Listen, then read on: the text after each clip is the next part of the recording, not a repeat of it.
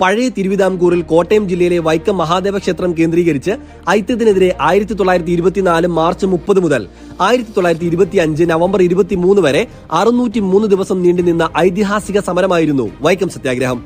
അവർണ വിഭാഗങ്ങൾക്ക് ക്ഷേത്രത്തിൽ മാത്രമല്ല അതിനു ചുറ്റുമുള്ള പൊതുവീഥികളിൽ പോലും ഐത്തം കൽപ്പിക്കുകയും സഞ്ചാര സ്വാതന്ത്ര്യം നിഷേധിക്കപ്പെടുകയും ചെയ്തിരുന്നു.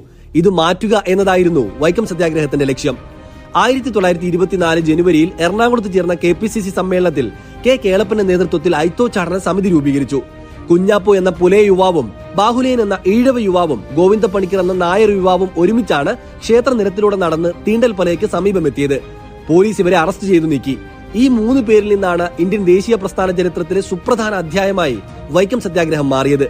തുടർന്ന് സത്യാഗ്രഹത്തിന്റെ ഗതി മാറ്റിക്കൊണ്ട് തമിഴ്നാട്ടിൽ നിന്ന് പെരിയാർ രാമസ്വാമി നായിക്കർ, പഞ്ചാബിൽ നിന്ന് അകാലി വിഭാഗവും വൈക്കത്തെത്തി സമരത്തിന് പിന്തുണ പ്രഖ്യാപിച്ചു.